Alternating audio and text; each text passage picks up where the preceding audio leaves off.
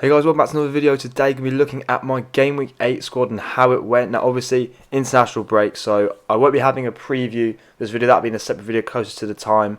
But yeah, Gameweek 8 wasn't brilliant, but I still managed to get that green arrow. It's all important things. So make sure to like, subscribe, and check out some of my past videos to see how my team's progressing. And I'm trying to make sure I stay up and positive on Twitter and just check out everything that I tweet on there. Trying to get more active with the university is taking a lot of time. Without further ado, let's jump into the team. But before we do, worth mentioning that if you didn't see my tweet, basically I decided to take out De Bruyne for Mahrez purely because De Bruyne was injured and because Matip had an injury, Soyuncu had a bad fixture, Cantwell was a doubt as well. My team just wasn't looking good, so I had to make the change. So if you didn't catch that, that's what happened.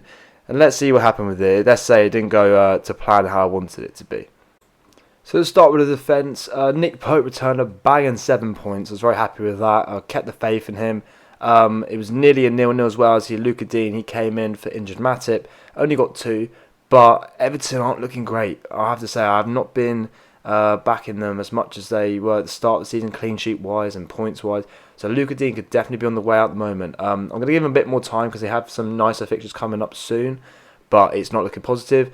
Ward returned 1 point, but again, he was my only other option. Actually, scored more points than Soyuncu, so I can't complain. And Lundstrom keeps delivering, 5 points, still a clean sheet in there. He got a yellow card, but still, he's returning the points to me, so I cannot complain. But yeah, Soyuncu got 0, and Matip got 0, so this is the best defence that I could put out. So only can do what's given in front of you. The midfield this week, pretty shambolic, I'll be honest. McGinn, 1 point, yellow card. Salah, 2 points, and he's got injured as well. Obviously, we don't know the extent of the injury, but apparently he might be back. But even so, he might be on the way out at the moment.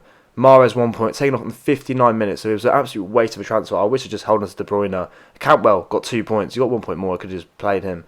But Matt returned 7 points. So the Chelsea boys are keeping it going, so I was happy with that. But yeah, it was a poor showing this week, to be honest, from lots of the big hitters, but Mane delivered. Now, Mane's a bit more sporadic in terms of his scoring, but Salah hasn't been on it. He has not looked up to it at the moment, whereas Mane, he's looking good. So he's definitely in my thinking at the moment. I think international break, I've got lots of time to think about it. But yeah, it was a poor week from the midfield compared to last week where they scored really well.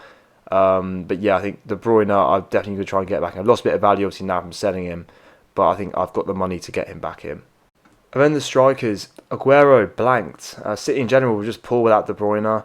Abraham got 8 points. I kind of wish I made him captain. I was very tempted to, but I thought I have to go with Aguero. And Pukki only got 1 point. His underlying stats are good, but Norwich in general as a team aren't looking great. So he's blanked the last 3 now. It's worrying. And there's lots of options around his price bracket. So I'm not really sure what I'm going to do at the moment. Abraham's definitely staying in. Aguero, I think I'm going to give him a bit longer as well. They've got Palace away next week, so they might do some damage. But yeah, it was a poor showing from the strike force. I think not having Vardy as well, although was poor against Liverpool. Leicester got some good fixtures now. I might have to get him in. But yeah, it wasn't the finest week, but in the end, we managed to score 39 points, which is 3 points above the average, and actually gave me a rank up to 915k roughly. It's about 45k jump.